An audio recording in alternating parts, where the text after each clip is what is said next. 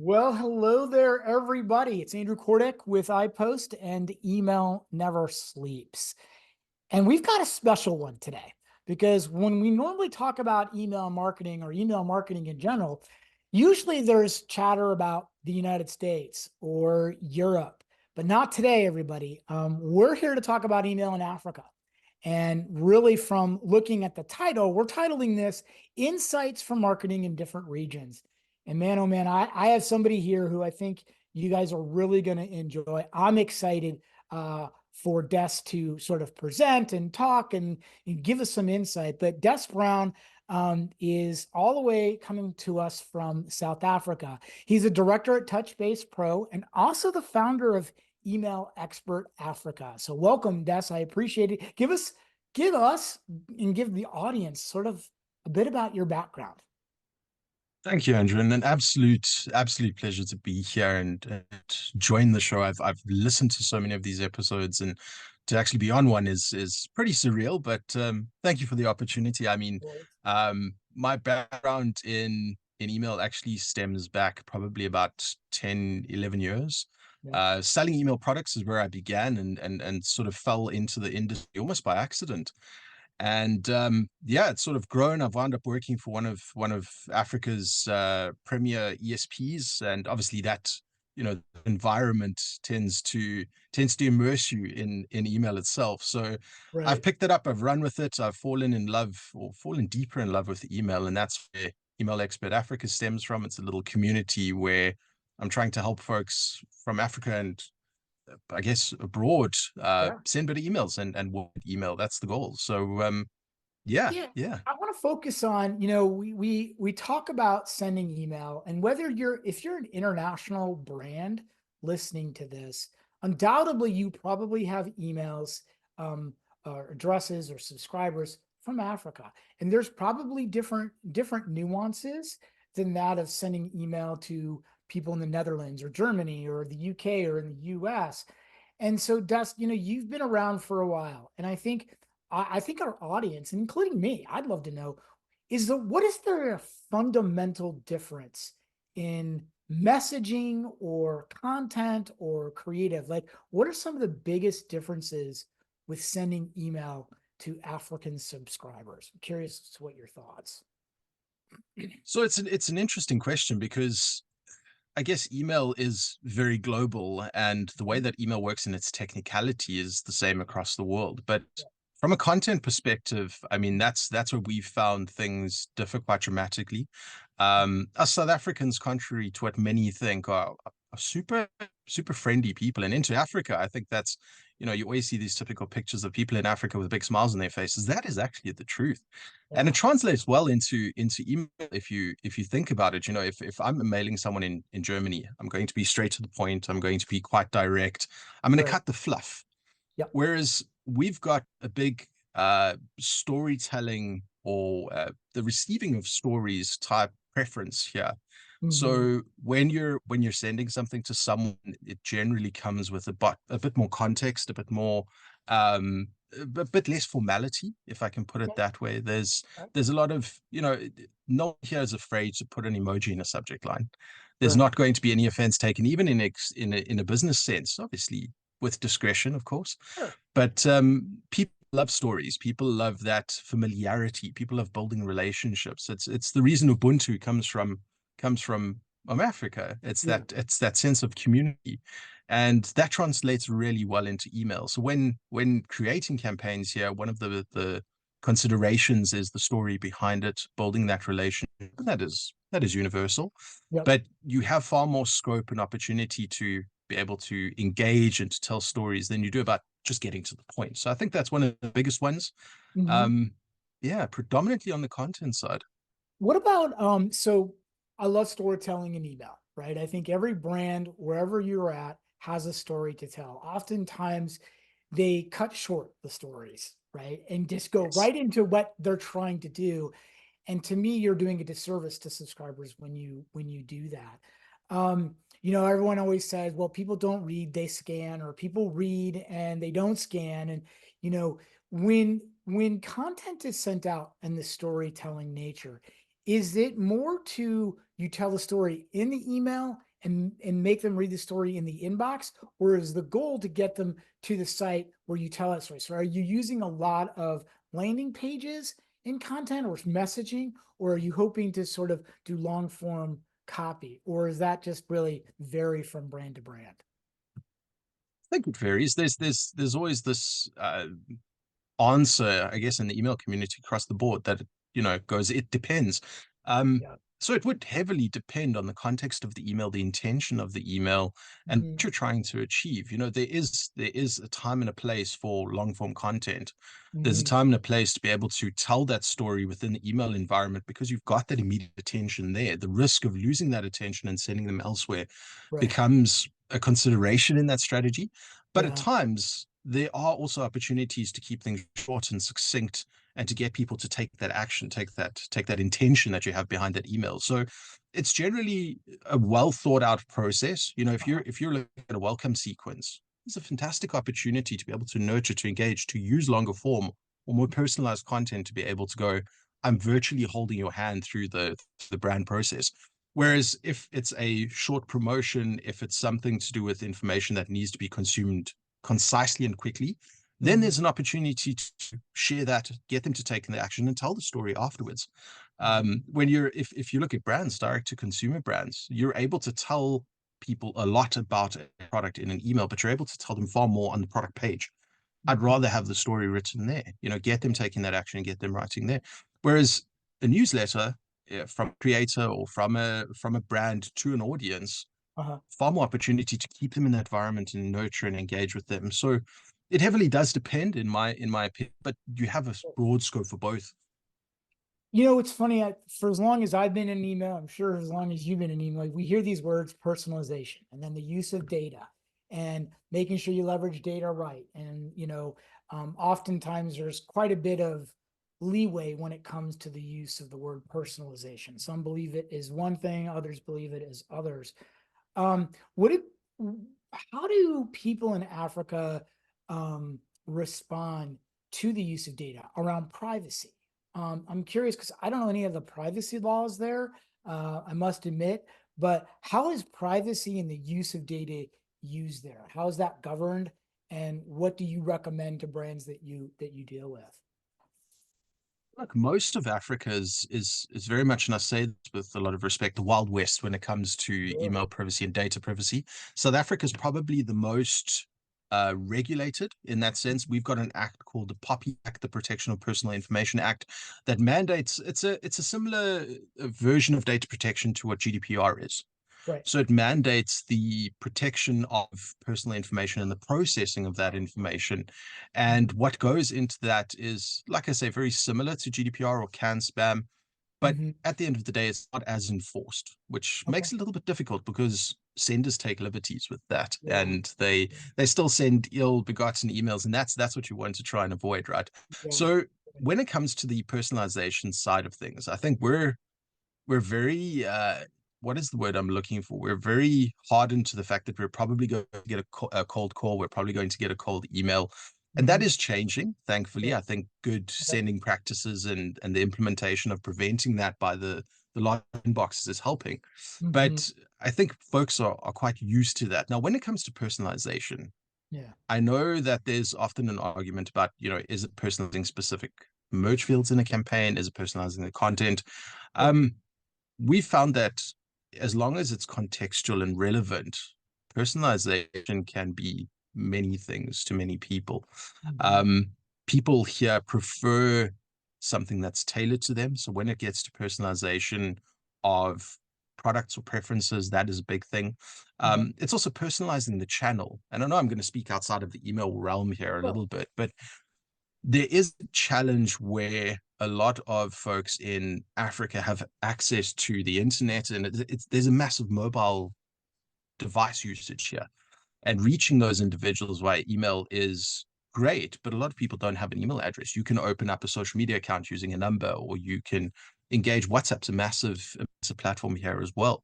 Mm-hmm. So being able to personalize the communication based on the channel upon which that receiver prefers receiving that communication is also important. So personalization is more managing your omni-channel environment. It's more managing the process behind reaching that individual on their preferred platform of communication, as opposed to just personalizing the offer that you're sending to them. That should be a non-negotiable. There should be contextual, relevant informational products or Hmm. services or whatever you're sending. Right. But at the end of the day, the channel also needs to be personalized. So what about opting in, right? So we hear a lot, we hear from Spam House that confirmed opt-in or double opt-in or however we want to describe it. And in certain cases, it's in certain parts of the world, it's frowned upon if it's not confirmed opt-in or it's against the law.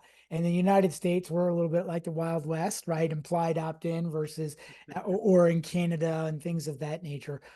What do most brands use there? Is it implied opt-in, sign up, or is it almost frowned upon if you don't use confirmed opt-in? I'm just love to know. That's an interesting question, because I'm going to speak about the South African context. I'm Okay. worried to speak about the rest of Africa because my knowledge on the regulation, or the lack of regulation around this, makes it difficult to say, rule in a specific region or country.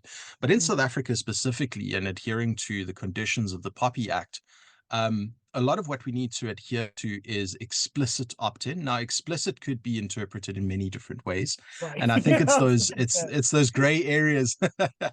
around interpretation that people play in. But if you think of something like GDPR, there needs to be an explicit action taken by the individual that Mhm. consents to them receiving communication from an entity, from a sender. Mhm. Now, in South Africa, one of those is that it needs to be that explicit action taken. It can't be implied. So Mhm. things like pre-checked tick boxes on sign-up forms are Mhm. not a thing. You need to have them unchecked. The person needs to take that action. They are quite strict in that sense. Okay. It's the same with most of your other consent mechanisms, things like unsubscribe links, or being able to contact a sender to be able to have your data either edited or removed. Those things are in play here already, and they take that quite seriously. Okay. Like I said, the rule is quite serious. The enforcement thereof, I mean, I haven't seen a fine being handed out, and we've had Right. POPI implemented since 20, it was 2018 when it was the sort of first phase of that rolled in. So it's been around for a while. Uh-huh. And I think people are realizing that it's not necessarily the legalities that are impacting your ability to reach your subscriber. It's Uh-huh. their action and engagement. And I think it's becoming far more understood. People know that you make bad friends by sending bad emails. So why not Right. send to people that actually want to hear from you? Okay. You're going to convert those individuals. So Right. Right. there's a good understanding of that here. So I'm going to pose a scenario to you, which is quite popular here in the U.S. and there's there's views on both sides. So let's say I own a sock company, and Des, you bought a pair of socks from me 2 years ago, and it was in my store. And oftentimes they do what's called e-appending, and they'll hunt you down, know what your home address is, append an email address to you, and then send you an email that says, "Hey, Des, did you want to sign up? I know we noticed you bought this pair of socks." That doesn't go on in South Africa, right? I mean, well, I mean, based off of what you told me, I would assume that that doesn't go on where they append an email address to a previous purchase and call that, and I'm using air quotes, everybody, explicit opt-in, because you explicitly bought something from us.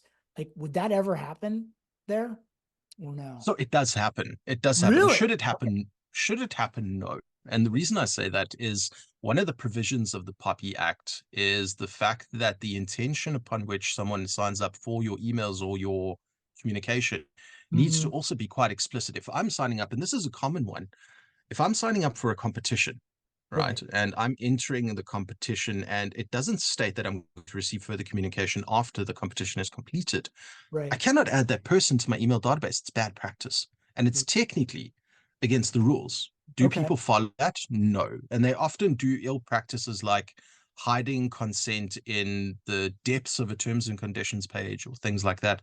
So it's a well balanced act between the person signing up and the person receiving those details to find a good middle ground.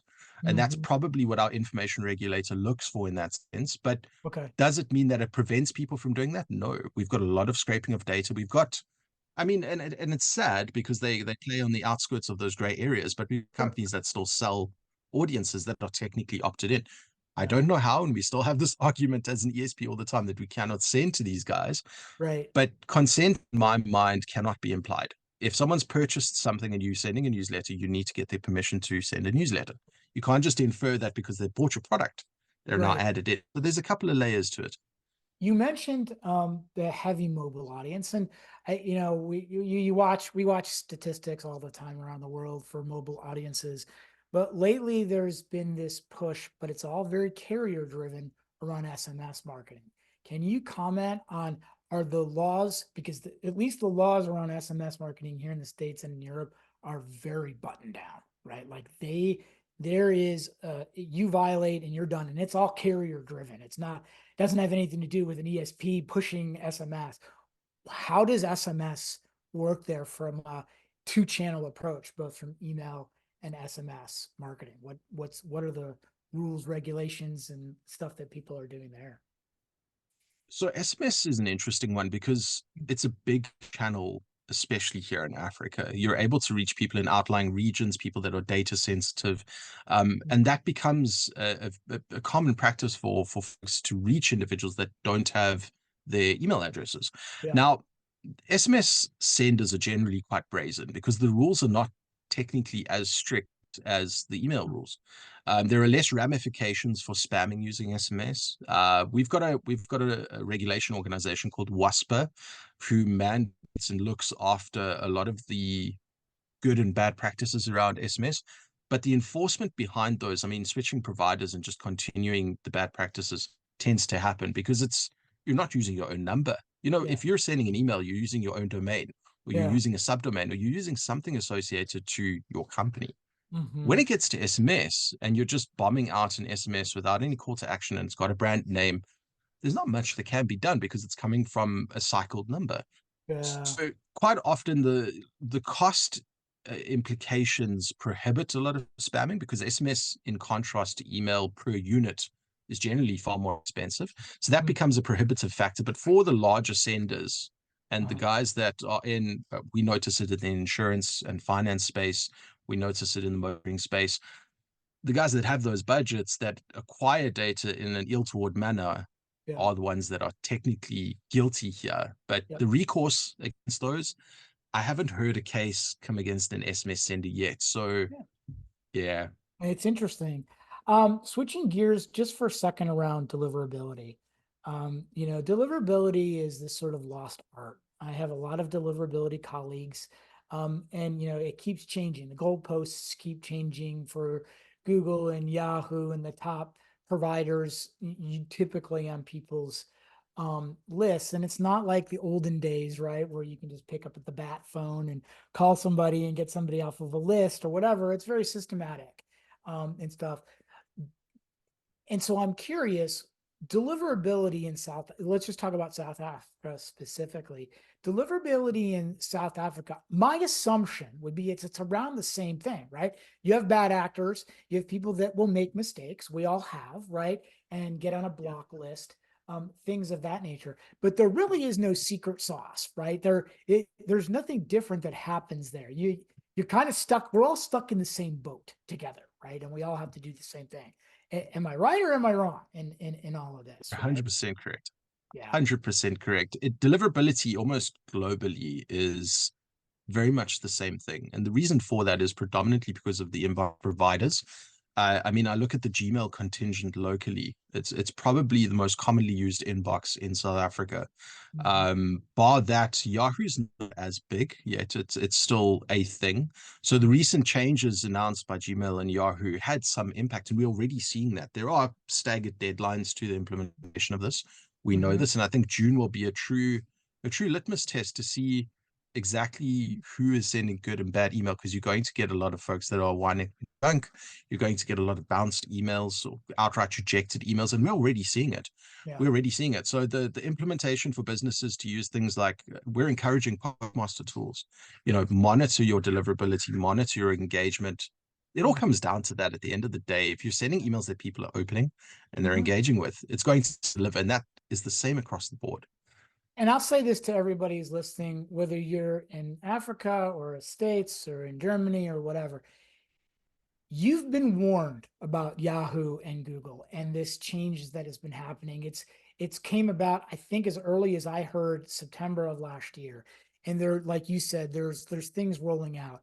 The whole notion of pleading ignorant until innocent, right? Or guilty until is charged, and saying, well, I never knew about that. Come June or now, or you're starting to see, I'm sorry, folks, you've had plenty of time to implement it. You can contact people like Des or me or somebody else to kind of get on the straight and narrow, but you will be blocked if you're not doing the appropriate things. And it doesn't make a difference where you're at in the world. Cool. So I want to take the next couple minutes, sort of do a quick wrap up. And I'm curious, we titled this, insights for marketing in different regions. I'd love for you to just maybe give us a little bit of what are some key takeaways from people both outside of Africa, sending email inside of Africa. Are there any nuances, gotchas? And then really, what are some key takeaways that you'd like to tell our audience? There are so many I could I know. probably begin with, but I think where I'd start is focus on your audience first. That is the most important facet in any form of communication. If you're dealing with audiences and you have the ability to segment them out per region, do a little bit more research. Find out, if you can, how people prefer to be communicated to, and if there are multiple channels, if there are different ways of structuring your message, if there are different things like catering for different languages. I mean, we've got 12 official languages if you include sign language, which was recently introduced as an official language here. If you take that into account alone, it becomes quite complex, but stick to the basics and do that well. Where you're able to learn about that audience member, where you're able to define the channel that they prefer, focus on that. Make their experience the most important thing you put into your strategies. Is that experience. It's going to keep them communicating with you in return. So that would be one of those. I think the second is definitely, I mentioned channel, but definitely look across broader channels as well. If you're going to stick to email and hope that it works without attempting different ways to reach or engage with your subscribers, there's a lost audience there. And I think it's something that that is pretty easy to implement. If you've got a number and you don't have an email address, there's an answer for you already. So look at the various channels. And then the third thing is stick to good email practices, because those are global. There's no specific regional nuance that's going to fix bad email sending. So stick to the basics, make sure that people are aware that they're going to receive communications, set expectations, and look after your audience. There are little things like, and it's becoming more commonplace, accessibility. Stick some descriptive alt images on your text. Make sure that there's good contrast in your emails. Just the basics around being a little bit more inclusive about your broader audience. Those are the little things that we don't necessarily think of as email senders that make a world of difference in someone's inbox. And that could be the difference between them deciding to part with their money or not with your brand or the next brand, your competitor. So if it had to be three things, I think those are the three I would begin with. Everything else outside of that, you control. You can actually control components of your deliverability, the way your message is received, all of those structures. But if audience doesn't do anything with that, it's futile. And I think that would probably be the short yeah, no, and I know you probably you have a lot more. We probably can go on for an hour. I think I have two key takeaways. As a person who has lived and traveled pretty much all over the world, there is a cultural difference. And what I mean by that is what's funny for you may not be funny for somebody else. The tone or the words that you use may not resonate for somebody else in a different part of the world. So along the lines, what you said, Des, is do your research. Make sure that you understand your audience. Even in the slightest, like you said, is the difference between somebody parting with their money or not, or engaging or not. You have to feel as if just because you're an American or a Brit or a German, that things will translate well to other cultures, no matter where you're at in the world. I think the second key takeaway that I have is there is no difference in fundamental best practices, especially around authentication as it relates to deliverability. Right? Just because you're sending an email to somebody in South Africa versus somebody in Portugal, fundamentally, you still kind of have to do, and I'm going to use both a rugby term because I know, Des, you're a rugby guy and I'm an American football. Yes. You have to do blocking and tackling, correct, right? You have to execute the basics of blocking and tackling in order for you to have the fruits of your labor. So it's a little bit what you said, but I think it's very important for everybody that if you're going to get into different international markets, or whether you're in these international markets, that's sort of that's sort of not warning, but that's sort of the stuff that's just basic common decency, right? Around email. And email is such a great tool. You've been in it for a long time. I've been in it for a long time. Don't let the outsiders or the people that bastardize these sort of just channels with bad practices sort of discourage you from doing good practices. So with that, look, it's a pleasure, man. I'm so glad we're able to kind of do a lot of different. We've got some international sessions coming up, and we're going to release. And as I mentioned, after every session, every podcast, we're going to put your details to get involved in your area, because I know you are actively involved in the email community in Africa and in South Africa. If you're looking for something or some advice, I am sure, Des, you'll be more than happy to help everybody out. I wanted to thank you so much for your time. It's been an honor to be with you today and to get your knowledge. And I certainly learned something new. So thank you again. I appreciate your time. Thank you for yours, Andrew. An absolute pleasure and an absolute privilege to be here. And I hope that everyone listening has enjoyed the session. And yeah, if the details are there, you want to join the community and see how we do things down in deep, dark Africa, which is not that dark. Yeah, join us. It would be fantastic. We're looking to grow a community of people that love email, and we've definitely got a big group here. So thank you again. Thank you again. And everybody keep emailing, do what you're doing, but try to find new ways to innovate. Until next time, everybody, we'll see you.